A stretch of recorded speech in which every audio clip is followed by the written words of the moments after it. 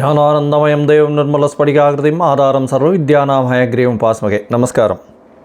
நேயர்கள் அனைவருக்கும் astro K ஐயங்காரின் பணிவான நமஸ்காரங்கள். வார பலன் 22/1/2024 28/1/2024 வரை உண்டான வாரத்திற்கு மேஷம் முதல் மீனம் வரை என்னென்ன பலன்னு பார்க்கலாம். அதற்கு முன்னாடி இந்த வாரத்தினுடைய கோல்சாரம் என்ன அப்படின்றத பார்ப்போம். இந்த வாரத்தில் வரக்கூடிய விசேஷ நாட்கள் என்னென்ன அப்படின்றத பார்ப்போம். அதற்கு பிறகு இந்த வாரத்தில் வரக்கூடிய சந்திராஷ்டமம் எந்தெந்த ராசிக்காரர்களுக்குன்றதை பார்க்கலாம். முதல்ல இந்த வாரத்தினுடைய கோல்சாரம் காலபுருஷ தத்துவத்தின் முதல் ராசியான மேஷ ராசியில் குரு பகவான், 6ஆம் இடத்தில் அதாவது கன்னியில் கேது பகவான், தனுசுல 3 கிரகங்கள் அதாவது செவ்வாய், புதன் மற்றும் சுக்கிரன் 3 கிரகங்கள் இருக்குது. பெரிய விசேஷம். சூரிய பகவான் மகர மாதம்ன்றதுனால மகரத்துலேயும், சனி பகவான் கும்பத்துலேயும், மீனத்தில் ராகு பகவானும் இருக்கா.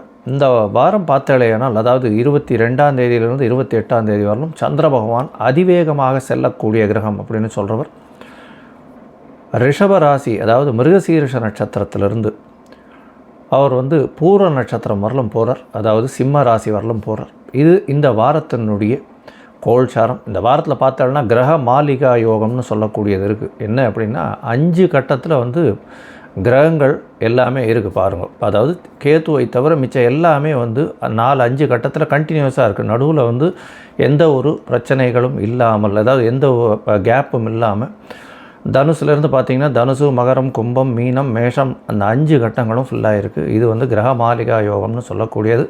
இந்த மாதிரி யோகங்கள் இருக்கக்கூடி பிறந்தவர்களுக்கு இயற்கையிலேயே அதீதமான செல்வங்கள் இருக்கும், பெரும் வளமை இருக்கக்கூடும். அதை தவிர ஒரு பெரிய ஏற்றமான இடத்துல அவர்கள் தொழில் செய்வார்கள், தொழிலிலும் மிகப்பெரிய வெற்றி அடைவார்கள். ஒரு பெரிய ஏற்றத்தில் அரசாங்கத்தில் ஒரு பெரிய ஆளுமையில் இருக்கக்கூடிய அளவிற்கு ஒரு பெரிய ஏற்றம் இருக்கும். சரி, இந்த வாரத்தினுடைய விசேஷ தினங்கள் அப்படின்றத பார்ப்போம். இந்த வாரம் ஆரம்பிக்கிறதே துவாதசியில் ஆரம்பிக்கிறது. இந்த வாரத்தில் 22ஆம் தேதி அன்றைக்கி துவாதசி. இது வைணவர்களுக்கு ஒரு பெரிய விசேஷமான நாள். ஏன்னா ஏகாதசி விரதம் இருக்கிறவா, அதாவது துவாதசி பாராயணம் பண்ணணும். ஏகாதசிக்கு விரதம் இருக்கலைன்னாலும் துவாதசி அன்னைக்கு இந்த துவாதசி பாராயணம் பண்ணணும் அப்படின்னு சொல்லுவாள். சீக்கிரமாகவே சாப்பிட்ணுன்னு சொல்லுவாள். அதை தவிர சுண்டக்காய், இந்த மாதிரி நெல்லிக்காய் இதெல்லாம் சேர்த்துக்கணும், அகத்திக்கீரை இதெல்லாம் சேர்த்துக்கணும். இன்றைக்கி அகத்திக்கீரை வாங்கி அருகில் இருக்கக்கூடிய கோசாலையில் கொடுக்கறது ரொம்பவும் விசேஷம். 23ஆம் தேதி பிரதோஷ காலம். பிரதோஷம் அப்படின்றது திரையோதசி அப்படின்னு சொல்லக்கூடிய 13ஆம் நாள். அதாவது தேய்பிரையும் சரி வளர்பிரையிலும் சரி 2 காலகட்டத்திலையும் பிரதோஷம் வர்றது உண்டு. இது வளர்பிறை பிரதோஷ காலம். ஏன்னா இதுக்கு அடுத்த 2 நாளில் பௌர்ணமியும் வருது. இந்த பிரதோஷத்தில் விசேஷம் என்னன்னு பார்த்தாலேனா 23ஆம் தேதி செவ்வாய்க்கிழமை வருது, பிரதோஷமாகவும் இருக்குது. இன்றைக்கி திருவாதிரை நட்சத்திரம் வேறு வருது. திருவாதிரை சிவபெருமானுக்கு உகந்த நட்சத்திரம். எல்லா சிவன் கோயில்லையும் பெரிய ஏற்றம் கிடைக்கக்கூடிய நாளாக இந்த நாள் இருக்கும். சாயந்தரம் 5:45 6:15 வரலும் பெரிய ஆரத்தி எடுப்பா. அந்த ஆரத்தி சேவிக்கிறது பெரிய விசேஷம். எல்லா விதமான துயரங்களும் போகக்கூடிய, எல்லா விதமான விஷயங்களும் அதாவது தோஷம் எல்லாமே அற்று போகக்கூடிய காலமாக இந்த காலம் அமையிறது. அதை தவிர என்ன நினச்சின்னு நம்ம பிரதோஷ கால விரதம் இருக்கோமோ, இந்த ஆரத்தி முடிஞ்சதுக்கப்புறம் பிரதோஷ பூஜையை முடிச்சுட்டு ஆரத்தி முடிஞ்சதுக்கப்புறம் அதுக்கப்புறம் சாப்பிட்றது தான் விசேஷம். பெருமாள் பிரசாதம் வாங்கி சாப்பிட்டு, அங்கே சிவன் கோவிலில் பிரசாதம் வாங்கி சாப்பிட்டுட்டு அதுக்கப்புறம் இந்த உங்களுடைய பிரதோஷ விரதத்தை முடிச்சுக்கிறது நல்லது.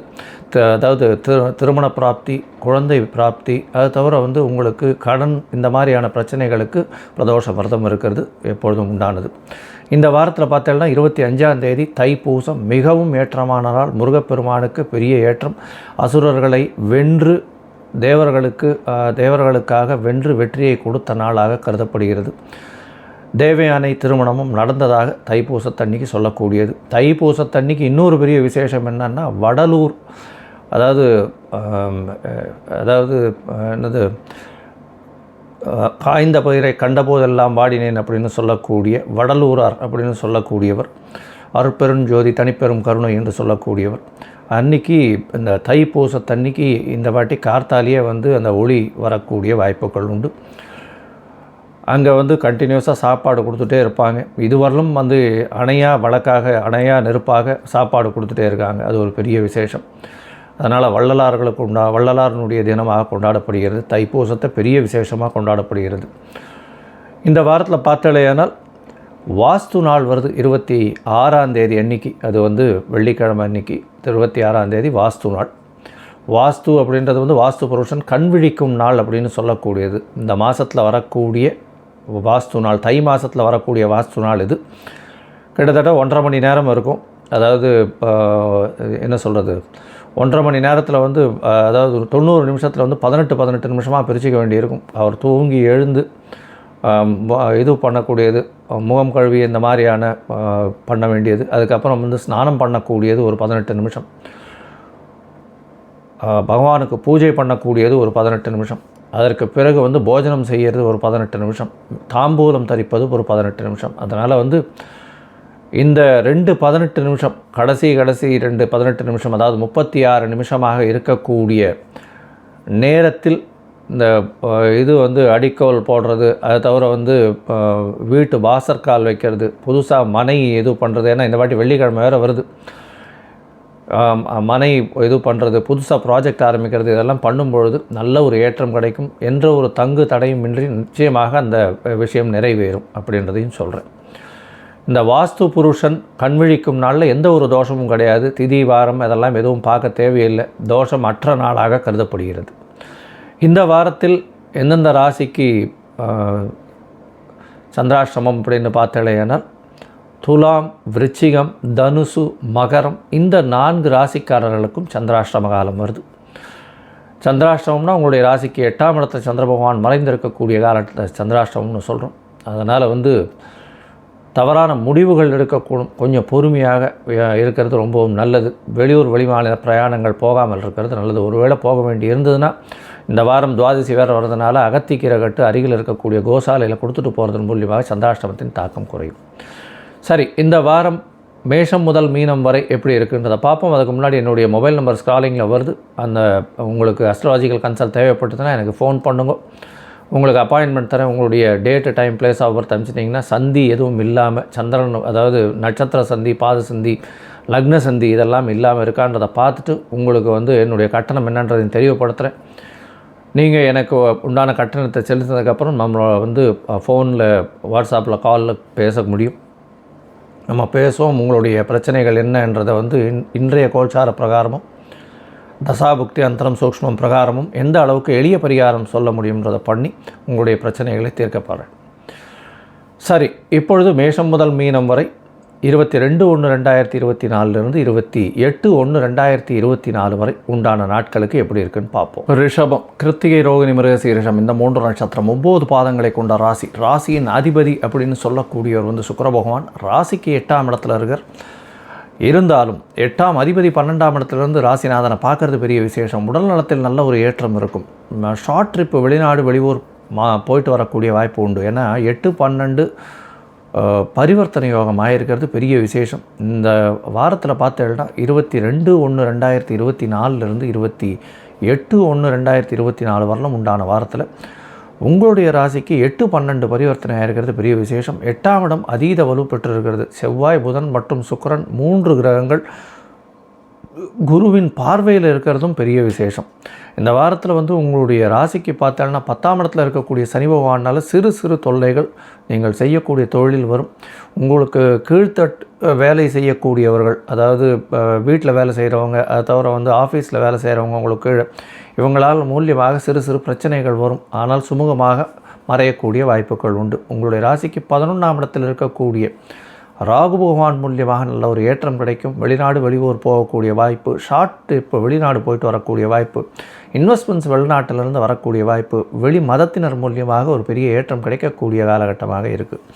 இந்த வாரம் பார்த்தோம்னா அதிவேகமாக செல்லக்கூடிய கிரகமான சந்திர பகவான் உங்களுடைய ராசியிலேயே ஆரம்பிக்கிறார். ஒரு பெரிய ஏற்றம் உச்சம் பெற்று போயிருக்கார் ராசியில். அதாவது சந்திர பகவான் ரோகிணி நட்சத்திரத்தில் உச்சம் பெறுறார் ரிஷப ராசியில் மிருகசீரிஷ நட்சத்திரத்தில் இந்த வாரத்தை ஆரம்பிக்கிறது பெரிய விசேஷம்.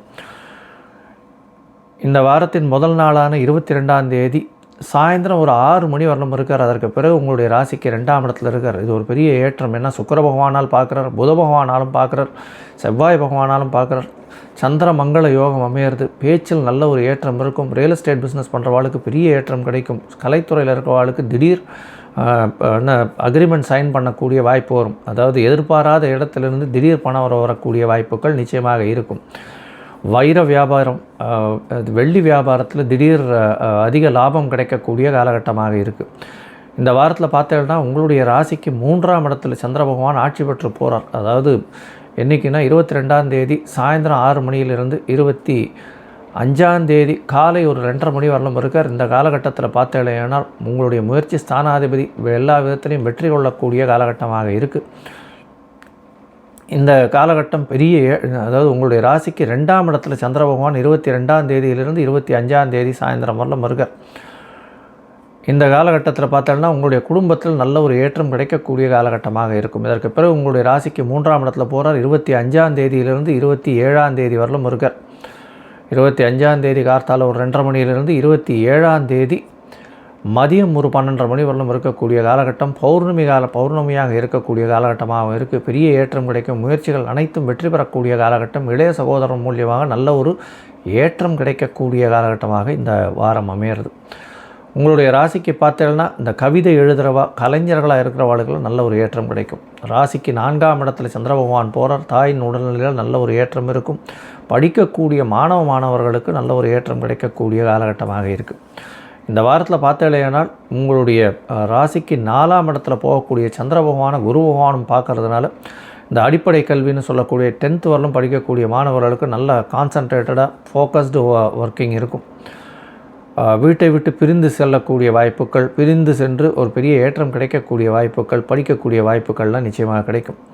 ராசிக்கு 9ஆம் இடத்துல சூரிய பகவான் இருக்கிறது பெரிய விசேஷம். 9ஆம் இடத்துல சூரிய பகவான் இருக்கிறதுனால திடீர் வெளியூர் வெளிமாநில பிரயாணங்கள் வரக்கூடிய வாய்ப்புகள் இருக்குது. இவ்வளோ நாளாக பார்த்துட்டு இருக்கிறவாளுக்கெல்லாம் திடீர் வெளியூர் வெளிமாநில பிரயாணங்கள் வரக்கூடிய வாய்ப்புகள் நிச்சயம் உண்டு. உங்களுடைய ராசிக்கு பார்த்தோன்னா ரிஷப ராசிகளுக்கு கலைத்துறையில் இருக்கிறவாளுக்கு பெரிய ஏற்றம். அதை தவிர இந்த இதில் லேடி என்டர்பிரினர்ஸுக்கெல்லாம் நல்ல ஒரு ஏற்றம் இருக்கும். அதாவது பெண் தொழில் நிபுணர்கள் அவளுக்கெல்லாம் பெரிய ஏற்றம் கிடைக்கக்கூடிய காலகட்டமாக இந்த வாரம் அமையிறது. இந்த வாரத்தில் நீங்கள் அருகில் இருக்கக்கூடிய ஆஞ்சநேய பெருமானை போய் வணங்கிட்டு வாங்க, நல்ல ஒரு ஏற்றம் கிடைக்கும். அதுவும் நாமக்கல் ஆஞ்சநேயரை போய் வணங்கிட்டு வாங்க, நல்ல ஒரு ஏற்றமும் மாற்றமும் உங்களுடைய வாழ்க்கையில் கிடைக்கக்கூடும். லோகா சமஸ்தா சுகினோ பவந்து. நன்றி, நமஸ்காரம். Astro KS Iyengar YouTube channel பார்த்தமைக்கு நன்றிகள். மேலும் இது போன்ற ஆன்மீக ஜோதிஷ தகவல்கள் உங்களை வந்து அடைய astro KS Iyengar YouTube channel subscribe செய்யவும், பெல் ஐக்கானை மறக்காமல் அழுத்தவும். நன்றி, வணக்கம்.